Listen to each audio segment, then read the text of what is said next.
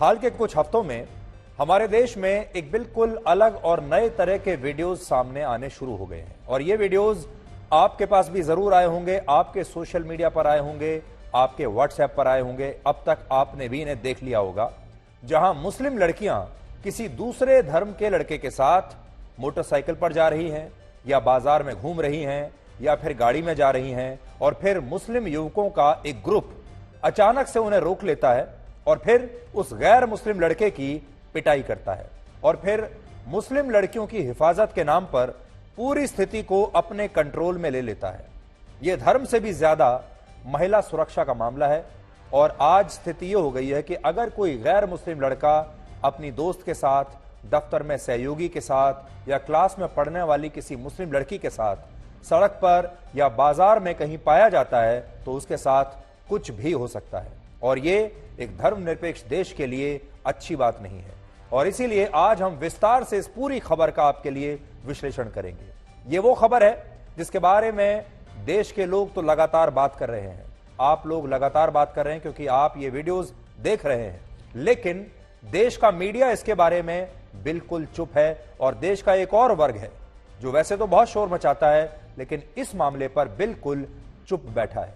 इसलिए हमें यह लगा कि आज इस मुद्दे को देश के सामने लाना चाहिए। पिछले एक महीने में ऐसी बहुत सारी घटनाएं हुई हैं जिनमें पुलिस ने खुद मामला दर्ज करके ऐसे आरोपियों की गिरफ्तारी की है जिन्होंने हिंदू धर्म के लड़कों के साथ इसलिए मारपीट की क्योंकि ये लड़के मुस्लिम लड़कियों के साथ कहीं पर जा रहे थे।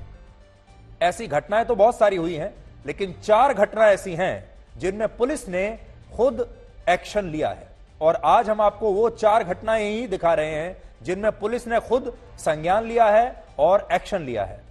बहुत सारी घटनाएं ऐसी भी हैं जिनके वीडियोस तो सोशल मीडिया पर मौजूद हैं, अब तक आपने देख भी लिए होंगे, लेकिन क्योंकि इन मामलों में कोई शिकायत नहीं हुई इसलिए पुलिस ने भी अपनी तरफ से अब तक कोई केस इनमें दर्ज नहीं किया है। इसलिए 2 तरह के मामले हैं। एक वो मामले जो आप सोशल मीडिया पर देख चुके हैं, जिनके वीडियोस बन चुके हैं, लेकिन उन पर कोई एफआईआर दर्ज नहीं हुई है, कोई कानूनी कार्रवाई नहीं हुई है, और कुछ मामले ऐसे हैं जिनमें कानूनी कार्रवाई हो चुकी है। इसलिए हम आपको वही बता रहे हैं जिन पर कानूनी कार्रवाई हुई है। और इन्हीं में से एक घटना बिहार की राजधानी पटना की है, जहां 14 मई को मुस्लिम समुदाय के कुछ युवकों ने एक हिंदू धर्म के लड़के के साथ सिर्फ इसलिए मारपीट की क्योंकि इस लड़के के साथ उसकी बाइक पर एक मुस्लिम लड़की बैठी हुई थी। इन लोगों ने पहले नियमों के विरुद्ध इस लड़के की बाइक को रोका, फिर इस लड़के से यह कहा कि आखिर वो हिंदू होकर एक मुस्लिम लड़की को कैसे लेकर जा रहा है, और इसके बाद इन लोगों ने इस मुस्लिम लड़की के साथ भी बदसलूकी की, उस मुस्लिम लड़की का अपमान किया और उसके लिए भी अपशब्दों का इस्तेमाल किया। कोई ऐसा गैर मुस्लिम लड़का है जिसके साथ उसकी क्लास में मुस्लिम लड़कियां पढ़ती हैं या उसके दफ्तर में कोई मुस्लिम लड़की काम करती है या फिर मुस्लिम लड़की उसकी दोस्त है और वो लड़की के साथ कहीं चला जाए, या कभी कोई मुस्लिम लड़की उससे ये कह दे कि मुझे आगे तक एक लिफ्ट दे दो अपनी बाइक पर या अपनी गाड़ी में, तो उस लड़के के साथ अब कुछ भी हो सकता है। भारत में 95% से ज्यादा स्कूल ऐसे हैं जहां लड़के और लड़कियां एक साथ पढ़ते हैं। इसके अलावा ज्यादातर यूनिवर्सिटीज और कॉलेजेस में भी इसी शिक्षा प्रणाली का पालन होता है जिसमें लड़के और लड़कियां एक साथ पढ़ते हैं, और ये जो छात्र होते हैं, लड़के और लड़कियां, ये सभी धर्मों के होते हैं। इसके अलावा सरकारी और प्राइवेट दोनों नौकरियों में भी पुरुष और महिलाएं साथ मिलकर ही काम करते हैं और कोई भी कंपनी या सरकार किसी व्यक्ति को उसके धर्म के आधार पर ही अकेले नौकरी नहीं देती। यानी स्कूल के क्लासरूम से लेकर बड़े से बड़े कंपनी के दफ्तर में लड़के और लड़कियां साथ पढ़ते भी हैं, साथ काम भी करते हैं, और ये लोग किसी एक धर्म से नहीं होते और ना ही इनका धर्म चेक करके कभी इन्हें स्कूल में या कॉलेज में या फिर नौकरी पर रखा जाता है। ये सभी धर्मों से होते हैं। तो फिर ऐसा कैसे हो रहा है कि हमारे देश में जिन मुस्लिम लड़कियों के दोस्त गैर मुस्लिम हैं वो अचानक से खतरे में आ गए? यहां एक बात सोचने वाली यह भी है कि ये तमाम लोग जो ये कहते हैं कि लव जिहाद एक प्रोपेगेंडा है, लव जिहाद नाम की कोई चीज होती ही नहीं है और ये मुसलमानों को बदनाम करने का एक षड्यंत्र है, वही लोग आज ये कह रहे हैं कि हिंदू लड़के आजकल एक लव ट्रैप चला रहे हैं जिसमें मुस्लिम लड़कियों को फंसाकर उनका धर्म परिवर्तन कराया जाता है। यानी ये पूरा जो मामला है ये लव जिहाद वर्सेस लव ट्रैप का बन गया है। उत्तर प्रदेश, बिहार, मध्य प्रदेश और महाराष्ट्र समेत कई राज्यों में लगातार ऐसी घटनाएं हो रही हैं जिनमें मुस्लिम लड़कियों को हिंदू लड़कों के साथ दिखने पर उन्हें सार्वजनिक रूप से शर्मिंदा किया जाता है, उनके वीडियोस बनाकर उन्हें धमकी दी जाती है और अगर उन्होंने हिंदू लड़कों से बात की तो फिर इसे बर्दाश्त नहीं किया जाता और इसे कहा जाता है कि ये लड़कियां जो हैं ये अपना धर्म भ्रष्ट कर रही हैं, ये इस्लाम के खिलाफ कोई काम कर रही हैं।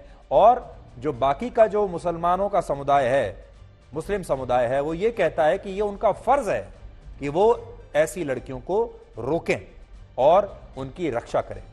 इस बात को आप महाराष्ट्र के छत्रपति संभाजी नगर की इस घटना से और भी अच्छी तरह से समझ पाएंगे, जहां एक मुस्लिम लड़की के साथ धक्का मुक्की की गई और उसके लिए अपशब्दों का इस्तेमाल किया गया, उसका अपमान हुआ क्योंकि यह लड़की एक गैर मुस्लिम लड़के के साथ कहीं जा रही थी।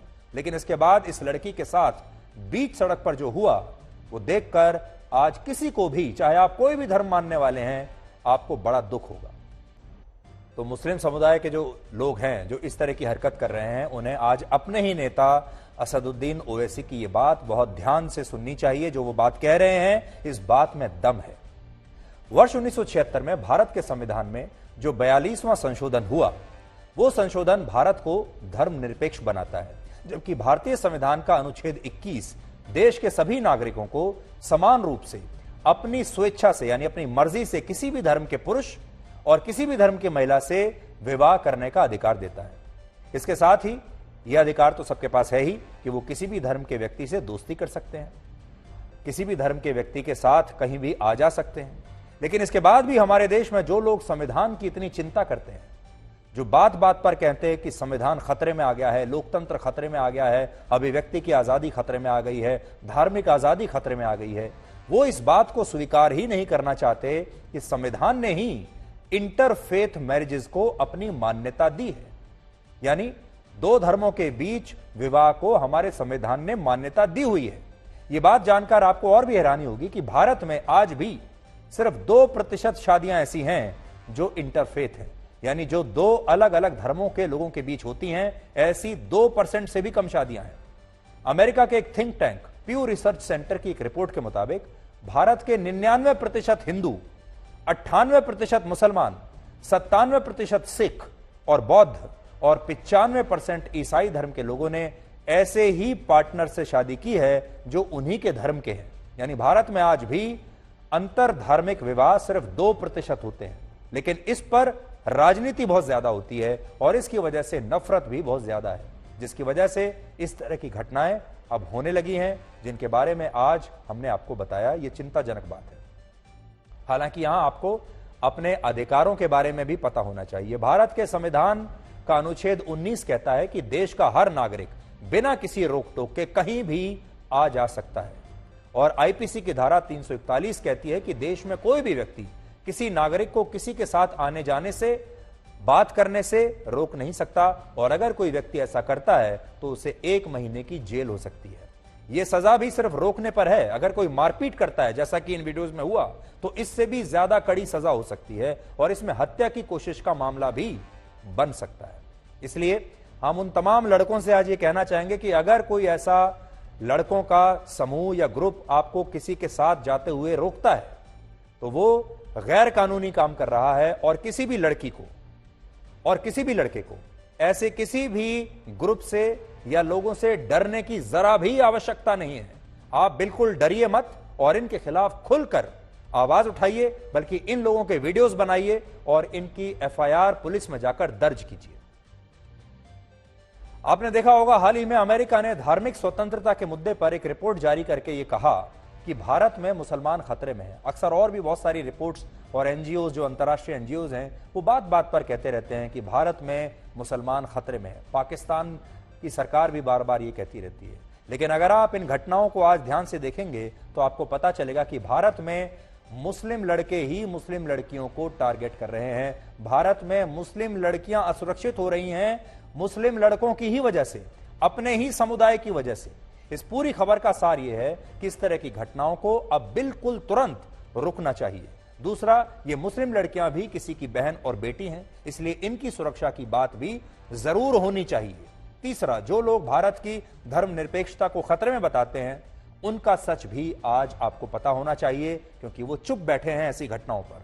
चौथा, आपको अपने अधिकार पता होना चाहिए, आपको कोई भी इस तरह से बीच सड़क पर रोक नहीं सकता। और पांचवां, भारत धर्म के नाम पर इकट्ठा हुई इस तरह की भीड़ से नहीं चलेगा, बल्कि भारत अपने संविधान से चलेगा। आपने एक और बात नोट की, अब तक हमारे देश में जो बड़े बड़े नेता थे या जो बड़े बड़े नेता हैं, बड़े बड़े सेलिब्रिटीज, बड़े बड़े फिल्म स्टार्स सिर्फ वही प्राइवेट प्लेन और चार्टर्ड प्लेन्स में चलते हैं। लेकिन अब हमारे देश के जो बाबा हैं, हमारे देश के जो धार्मिक धर्म गुरु हैं, वो भी प्राइवेट प्लेन्स में चलने लगे हैं। वो भी किसी बड़े फिल्म स्टार या सेलिब्रिटी से अब कम नहीं है। और ये जनता देखिए, हमारे देश की ये जनता जब किसी को अपने सिर पर बिठाती है तो कैसे बिठाती है। अब आपको भारत सरकार में हुए एक बहुत बड़े बदलाव के बारे में बताते हैं। सुबह सुबह यह खबर आई और पूरा भारत हैरान रह गया। किरण रिजिजू को भारत के कानून मंत्री के पद से आज हटा दिया गया और उनका कार्यभार अर्जुन राम मेघवाल को सौंपा गया है। 69 साल के अर्जुन राम मेघवाल संसदीय कार्य मंत्रालय और संस्कृति मंत्रालय में राज्य मंत्री थे, लेकिन अब उन्हें बतौर राज्य मंत्री कानून और न्याय मंत्रालय का स्वतंत्र प्रभार सौंपा गया है, जबकि किरण रिजिजू को अब भू विज्ञान मंत्रालय दे दिया गया है। और इससे पहले उनके मंत्रालय में काम करने वाले सत्यपाल सिंह बघेल को भी कानून राज्य मंत्री के पद से हटाकर अब स्वास्थ्य मंत्रालय में राज्य मंत्री बना दिया गया। यानी पूरा जो कानून मंत्रालय था, जिसमें 2 मंत्री थे, उन दोनों को ट्रांसफर करके दूसरे मंत्रालयों में भेज दिया गया है। अब आप ये तस्वीरें देखिए। ये तस्वीर आज उस समय की है जब अर्जुन राम मेघवाल कानून मंत्री का पद संभालने से पहले किरण रिजिजू से मिलने के लिए पहुंचे। भारत के पहले कानून मंत्री BR अंबेडकर से लेकर किरण रिजिजू तक हमेशा कानून मंत्रालय कैबिनेट रैंक के मंत्री को दिया गया है। और यह पहली बार है जब किसी राज्य मंत्री स्वतंत्र प्रभार को कानून मंत्रालय की जिम्मेदारी दी गई।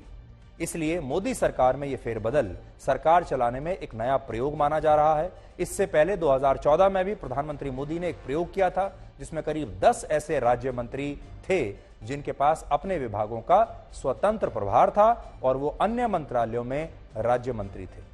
52 साल के किरण रिजिजू की पहचान एक ऐसे मंत्री के रूप में है जो सभी मुद्दों पर खुलकर अपनी राय रखते हैं, मीडिया सेवी हैं, रोज मीडिया में दिखाई देते हैं, सोशल मीडिया पर बहुत एक्टिव हैं और कानून मंत्री रहते हुए कई विवादित मुद्दों पर न्यायपालिका के साथ उनका खुलकर टकराव हुआ। और उन्हें हटाने का एक प्रमुख कारण यही माना जा रहा है, क्योंकि उन्होंने सुप्रीम कोर्ट में कॉलेजियम सिस्टम का खुलकर विरोध किया, कहा कि यह विदेशी सिस्टम है जिसमें कई खामियां हैं और यह देश की न्याय प्रणाली के लिए सही नहीं है। किरण रिजिजू की अंकल जज सिंड्रोम वाली टिप्पणी को लेकर बहुत विवाद हुआ, जिसका मतलब यह है कि न्यायपालिका में उन लोगों के लिए जज बनना ज्यादा आसान होता है जिनका कोई जानने वाला या परिवार का कोई सदस्य पहले से जज है। यानी जजों के बीच भी परिवारवाद चलता है। ऐसा कहने वाले वो भारत के पहले कानून मंत्री हैं जिन्होंने ऑन रिकॉर्ड ऐसा कहा कि जुडिशरी में परिवारवाद है। उन्होंने ये भी कहा कि कुछ रिटायर्ड जज ऐसे हैं जो एक्टिविस्ट की तरह काम करते हैं और भारत विरोधी गैंग का हिस्सा है। दूसरा कारण यह भी हो सकता है कि पिछले दिनों में कानून मंत्रालय भारत सरकार से जुड़े कई मामलों को शायद सुप्रीम कोर्ट में ठीक से पेश नहीं कर पाया, रिप्रेजेंट नहीं कर पाया, जिसकी वजह से ऐसा लगा हो सरकार को कि कानून मंत्रालय अपना काम ठीक से नहीं कर रहा है।